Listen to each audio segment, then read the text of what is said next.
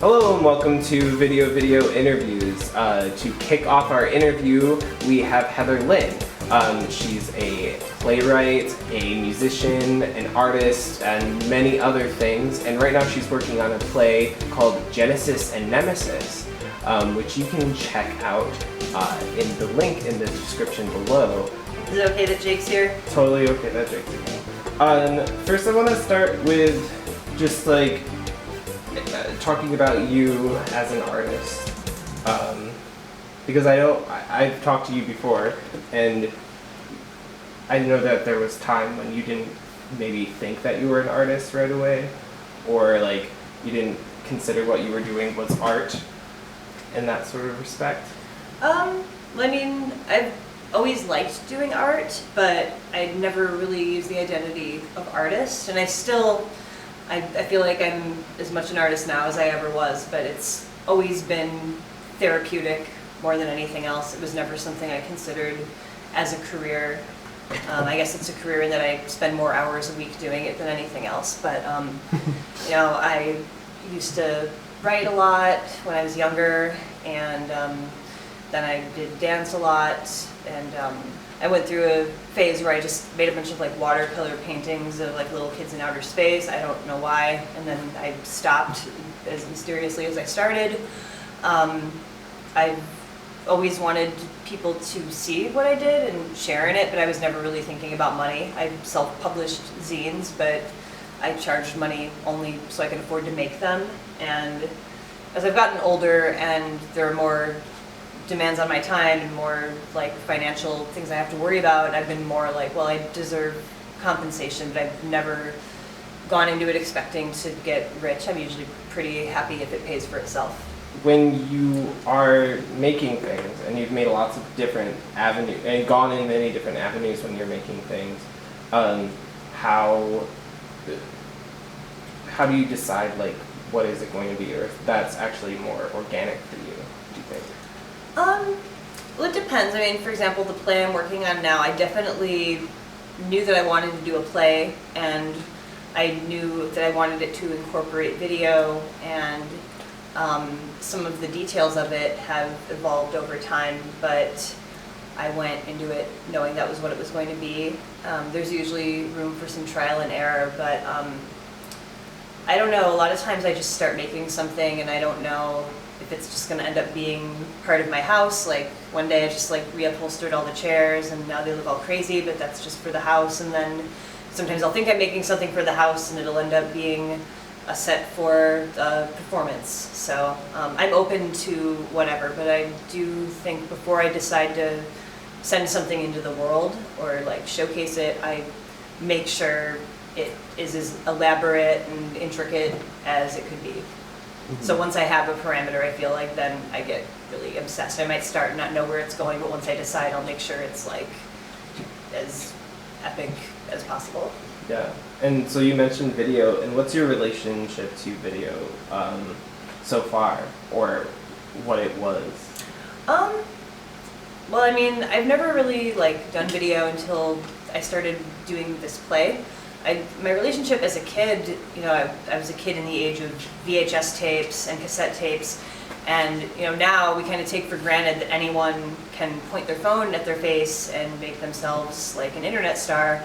But you know, when I was a kid, it was actually like really cool to like realize you could create your own radio show by taping things, or you could, you know, point the camera at yourself and then force a bunch of your family members to watch it. Like, you know, before then I think media had pretty much been something that you were given. You consumed magazines, you consumed TV, whatever was geared towards you, and that was sort of the beginning of people being able to make their own media. So in that way I definitely have some like VHS tapes that I'm not sure where they are now, but they're pretty amazing. They're like episodes of Roseanne with some like Bjork videos in the middle of them, and then like maybe like some weird thing I like taped half of. It's like I feel like those were pretty amazing. And now, I mean, the potential, I still can't really wrap my brain around it. Like everything is changing so fast. But in Templehead, I added some video components to the end of it.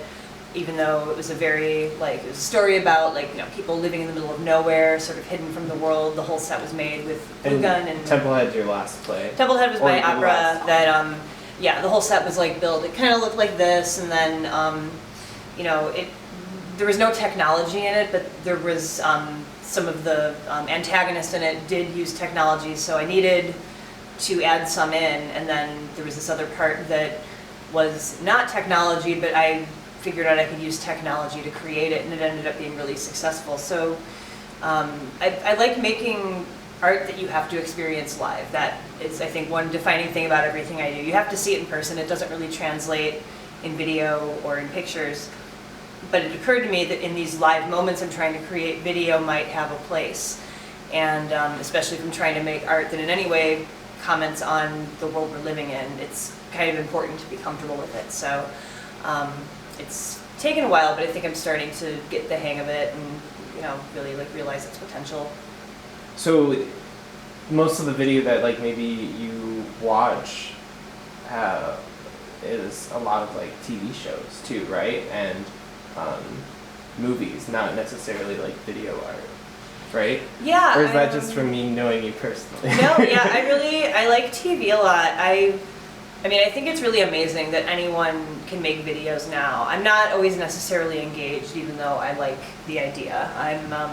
And maybe just being a child of the 80s, I like really canned, like, just really formulaic sitcoms where, like, you know how it's going to end, because I think sometimes without meaning to, they end up getting really weird. I think even TV more than movies have the potential to just really get bizarre because you're sustaining this universe over time. There's like multiple writers, like you might be changing the format based on what people like.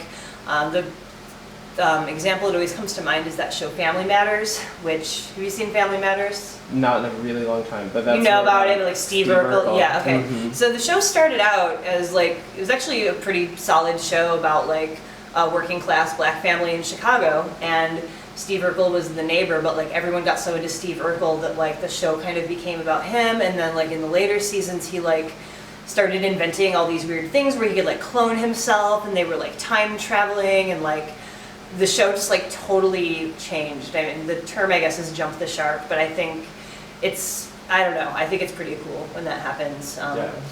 Especially because it's still sort of marketing itself as this just like traditional like show about a family. So I've always really loved TV, and if I were ever to like get more into video in the future, I think I would probably want to do some weird TV show that like evolves based on not necessarily giving people what they want, but like giving them what I think they need or deserve.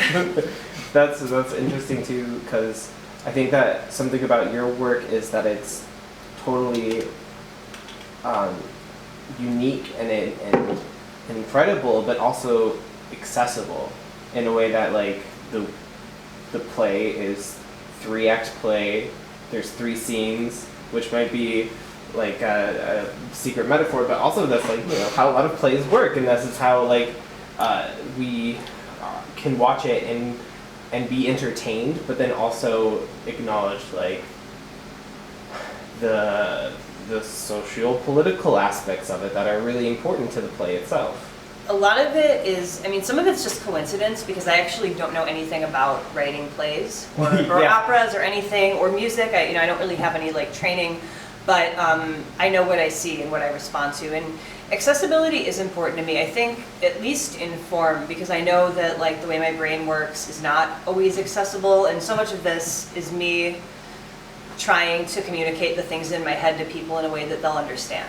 So I guess I feel like some people maybe have the luxury of just doing something weird and not caring if people understand it, but that's not, for me, like if I'm putting it out in the world, I want people to understand it. And I also, when I was doing Pure Magical Love, my motto was like chaos through discipline. If you have these parameters and you work within them, then anything is possible. And Pure Magical Love, can you just say what that was? Yeah, it was my band, but it was, band was pretty much like what I called it to like trick venues into letting me perform there. It was just me and like 20 of my friends usually in masks doing choreographed rituals, and 2 songs that you. 2 songs that I'd written, but you weren't actually performing at the time. No, I mean every once in a while I would if I wanted to, but it was kind of beside the point. Like sometimes I'd have someone lip sync my words while I played drums along with the show. It's I think like I like parameters, but I think that when we start to like create these structures where we're expected to like expect a certain thing, we get lazy or we get boring or we miss out. So I like to create structures that are usually like similar to the ones that like other people are using or have used because they're successful for a reason, but then within that just like anything is possible. I think if you give people something safe, that even if you're taking them like somewhere they're not quite sure where you're going, they'll stay with you. And you know, I think one thing, you know, every intention I have might not come through, every ritual people might not know why we're doing it, but I think it's, at least I hope it's always clear that I had an intention in mind. So the play is heavily video, like you're watching a lot of video. There's also a lot of like projected video effects potentially that are going to happen in the play. Would this play be able to exist without that, or does it really need that to translate the message that you need? No, I don't think it needs it. I think it was something that I saw work with Templehead and I wanted to try it. You know, something about the way I work is I can always find a way to get it done. And part of it is because I'm not trained, so I think I'm not limited by the logistics that maybe I should care about more, but it always works out in the end. So video felt like the best way to do it because again, we're dealing with a near future where, you know, much like in our world now, a lot of the wars and disagreements are taking place like on the internet. There's isolated groups of people that are trying to get their message out. So video makes sense, but I mean, if I really wanted to, I could have built a giant TV and had people acting inside of it, or I could have done animation, or, you know, I mean, there's like a million ways to do anything. I don't really think that it's essential, but, you know, I think there's some ways that it hasn't worked out the way I hoped it would, and then there's other ways that it's worked out even better than I hoped it would, so, you know, I'm committed to it. It's, yeah, as you pointed out before, I feel like every day I'm like, I'm never going to do video again, or like, I can't wait to buy one of these fancy computers so I can do video all the time. Good afternoon, friends. You're all looking so good today. It must be something in the water. I remember one time we were maybe not going to have a camera, and it was like, I think it was you, it was like you didn't know what to do, and I was like, but we still have phones. Like there's, you know, there's so many ways that we can get this footage, but like you had like learned the best way, so you were thinking about the best way. And the thing is, you're definitely gonna always give me like the high quality, technically good thing, and then you're also still very creative, but I think when you hit that snag, you're not necessarily oriented to think like, okay, how do we make this happen? What do we have to glue together? What do we have to fashion? Who do we have to bribe? Like, what do we have to, you know? Yeah. I'm like, you know, partially like an untrained artist and partially like, you know, like a hustler. So I feel like between those two things, I've got all my bases covered. Yeah, well, all good artists have to be hustlers anyway. So what would you say? I think that is really good advice right there. Is like, you know, if you don't have a camera, use your phone or use your laptop or something like that. And what other advice do you have for, you know, people that want to make work, especially to your like not standard, but like capacity, like the amazing, ambitious things that you do? You know, I feel like there's like one of two avenues you're gonna take, and one is that you're gonna like do all the proper channels and try to like get funding and try to get like approval and, you know, whatever people do. I don't know, I didn't go to art school, and then there's the doing it yourself, and they probably both have advantages. I can't speak much to the doing it the way you're supposed to because I never have, but if you decide to do it yourself, I think you just have to not worry about what anyone tells you. You know, people have a lot of opinions about things other people have done. You know, people will tell you this is the best work you've ever done, or like what you did before was better, or like there's no way that this is going to matter because someone else did something kind of like it first, or, you know, who are you to say anything about this? Or, you know, there'll be a million reasons that people will tell you something you're doing isn't important, but like they're just looking at you and making a comment on what you're doing, so like don't even listen to that. Just keep doing it. And there's really no shortcut for work. and you should enjoy the work. I feel like if you don't enjoy the work and you're looking for shortcuts, then you're probably not like passionate about it. So do the work, surround yourself with people that you trust and that believe in you, and hopefully people that maybe will in some way benefit. It should be symbiotic. Why don't you give us a description of how the play starts out?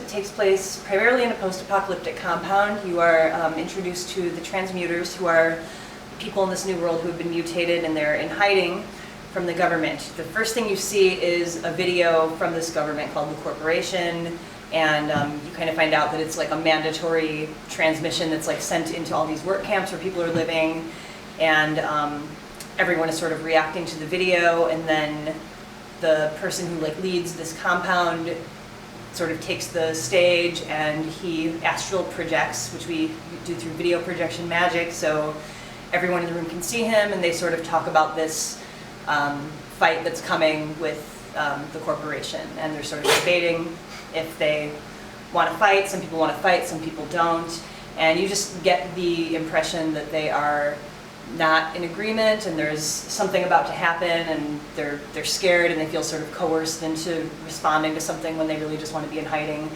And so you get a lot of the video elements early on, and then it's really, you know, the video is kind of much like the transmutation. It's not what the story is about, it just helps the story along, and there's portions where it's just people talking and they don't mention their abilities, but I feel like we should start out by getting people's attention, so.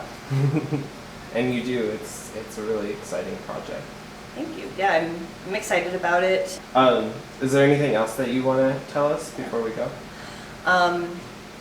The play will be the first 2 weekends in September at Templehead in Pilsen.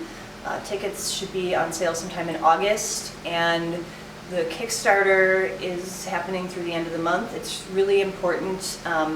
The money raised with that will go towards keeping tickets affordable. A lot of money and time has gone into this, and you know, ordinarily a theater production might cost, you know, like $50, $60. I really want to keep this sliding scale so everyone that wants to see this and experience it can see it. I don't think, you know, theater should be reserved for the wealthy, and it'll also go towards compensating the like 30 people that have helped me with this for no pay, some for almost a year.